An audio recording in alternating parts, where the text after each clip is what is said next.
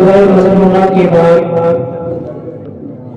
میں نے جس آیت کریمہ کی تلاوت کرنے کا شرف حاصل کیا ہے، اللہ تعالیٰ قرآن مجید کے اندر ارشاد فرماتا ہے، فانکحوا ما طاب لکم من النساء، نکاح کرو جو عورت تمہیں پسند آئے۔ یعنی اس آیت کریمہ کے اندر اللہ تعالیٰ نے ہم اور آپ کو نکاح کرنے کا حکم دیا، اور جو ہم حدیث پاک کو دیکھتے ہیں تو حدیث پاک کے اندر یہ بات ملتی ہے کہ میرے آقا سرکار دو عالم صلی اللہ علیہ وسلم نے نوجوانوں کو مذاہب پر کے حکم دیا کہ اگر تم نکاح کرنے کی طاقت رکھتے ہو تو نکاح کرو۔ تو اب معلوم کیا ہوا کہ نکاح کرنے کا حکم اللہ کا بھی ہے اور ہم سب کے آقا کا بھی حکم ہے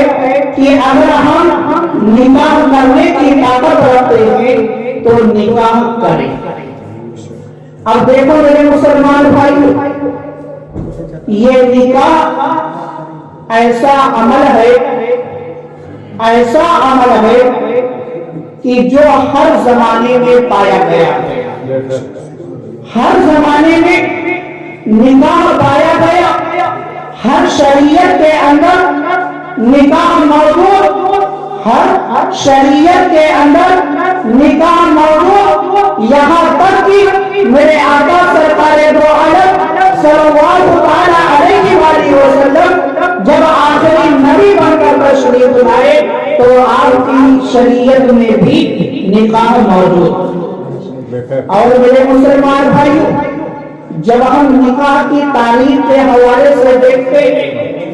تو یہ نکاح جو ہے ہم اور آپ کو جو ہے تعلیم یہ بتاتی ہے کہ نکاح، رشتہ نکاح جو ہے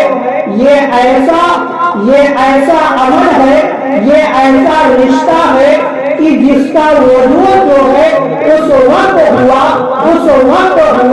جب کوئی بھی رشتہ جو ہے روئے زمین پر نہیں موجود، جب کوئی بھی رشتہ نہیں تھا اس وقت جو ہے رشتہ نکاح وجود میں آیا۔ ہم سب کے بعد حضرت آدم علیہ السلام اور حضرت حوا کا نکاح جو ہے سب سے پہلے ہوا، اور یہ نکاح ایسی عبادت ہے جو سب سے پہلے جو ہے جنت کے اندر ادا کی گئی، جو جنت کے اندر ادا کی گئی۔ تو میرے مسلمان بھائیوں، کہنے کا مقصد یہ ہے کہ اسلام میں جو ہے ہم اور آپ کو ایسی عبادت، صاف ستھری عبادت عطا فرما دی کہ جس کے ذریعے سے جو ہے ہماری آنکھوں کی بھی حفاظت ہو جاتی ہے اور ہمارے دل کی بھی حفاظت ہو جاتی ہے۔ جو شخص نکاح کر لیتا ہے، میرے آقا فرماتے ہیں کہ اس نے جو ہے اپنا آدھا دین محفوظ کر لیا اور آدھے دین کے لیے تقوی اختیار کرے، اللہ سے ڈرتا ہے۔ یہ نکاح کے اندر طاقت ہے، پاور، کہ جب انسان نکاح کر لیتا ہے اس کا آدھا دین جو ہے حفاظت میں آ جاتا ہے۔ اور معلوم ہے جب کوئی نوجوان نکاح کرتا ہے سب سے زیادہ تکلیف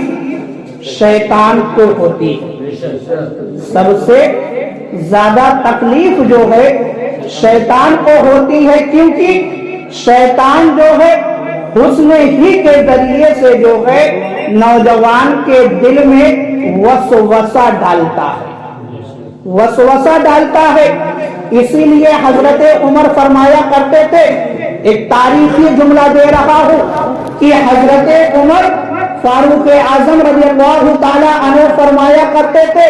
کہ مجھے غربت سے ڈر نہیں لگتا، مجھے مصیبتوں سے ڈر نہیں لگتا، مجھے پریشانیوں سے ڈر نہیں لگتا، مجھے شیطان سے ڈر نہیں لگتا، مجھے سب سے زیادہ ڈر اگر کسی چیز سے لگتا ہے تو نوجوانوں سے لگتا ہے، کیونکہ نوجوان جو ہے معاشرے کا وہ انمول ہیرا ہوتا ہے کہ اگر معاشرے کا نوجوان سیدھا رہے گا، سدھرا رہے گا، نیک راستے پر رہے گا تو سارا اسلام جو ہے ایک خوشبودار گلشن کی طرح مہکتا ہے۔ تو میرے مسلمان بھائیوں، یہ حضرت عمر فرما رہے جن کے بارے میں میرے آقا نے فرمایا کہ میرا عمر جس راستے سے گزر جاتا ہے اس راستے سے شیطان نہیں گزرتا،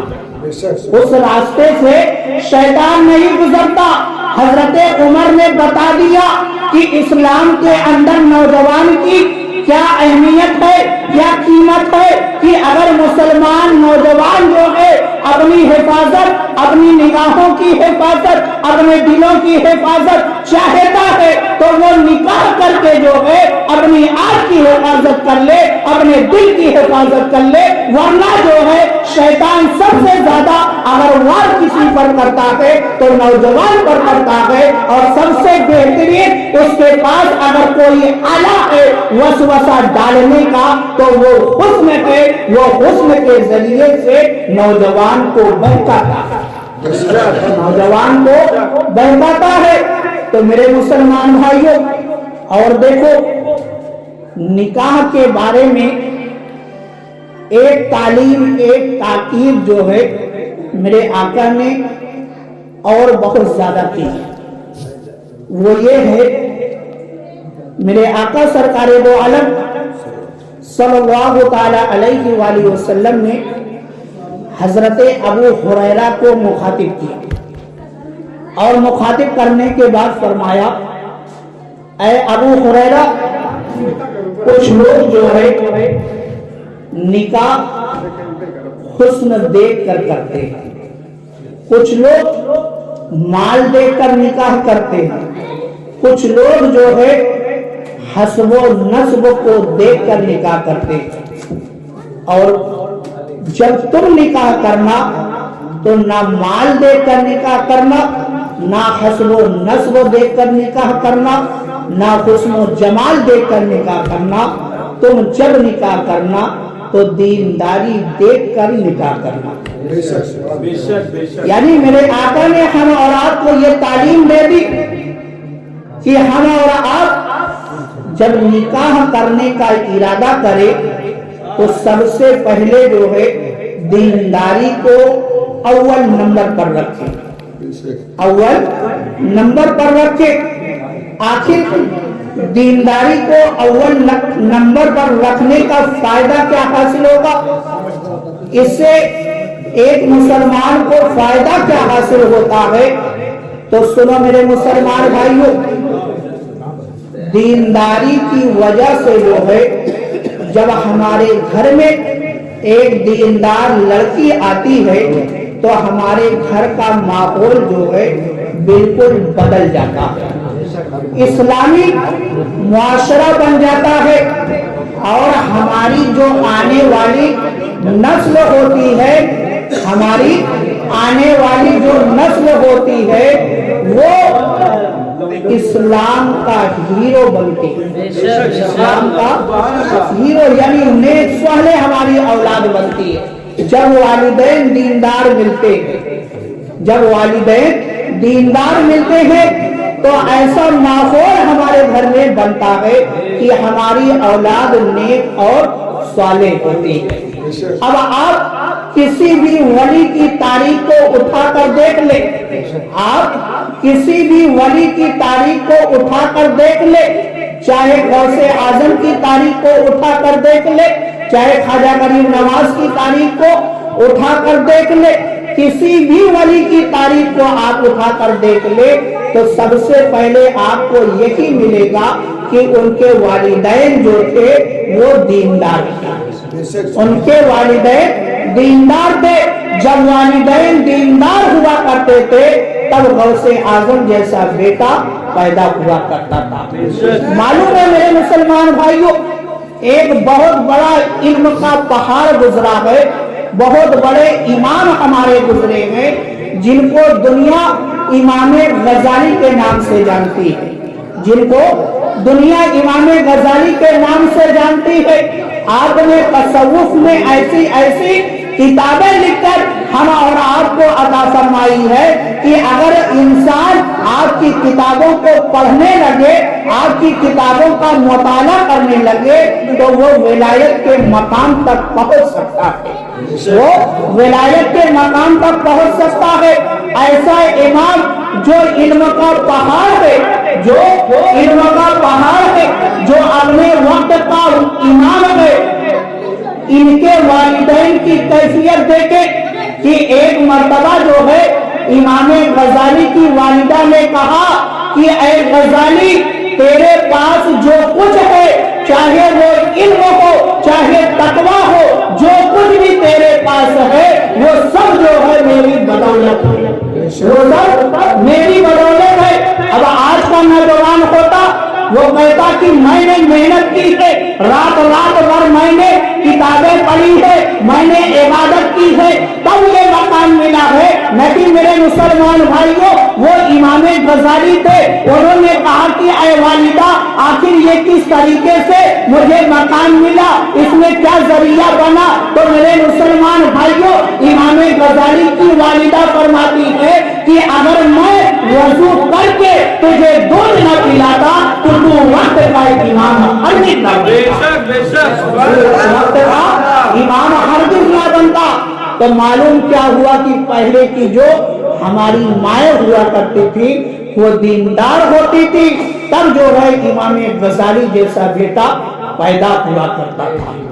تو میرے مسلمان بھائیوں، جب بھی نکاح کرنے کا ارادہ کرے تو سب سے اول نمبر پر جو ہے دینداری کو رکھیں، دینداری کو رکھیں تاکہ زیادہ سے زیادہ فائدہ حاصل ہو. اور دوسری بات، نکاح کے وقت جو ہے اپنی نیت کو بھی درست رکھیں، اپنے دل کے قبلہ کو درست رکھیں، اپنے آقا کی سنت پر عمل کرنے کی نیت رکھے، قرآن و حدیث پر عمل کرنے کی نیت سے جو ہے نکاح کریں، نہ کہ جو ہے صرف دنیا حاصل کرنے کے لیے اس نیت سے ہرگز نکاح نہ کریں. اللہ تعالیٰ کی بارگاہ میں دعا ہے کہ مولا تعالیٰ ہم سب کو عمل کرنے کی توفیق عطا فرما.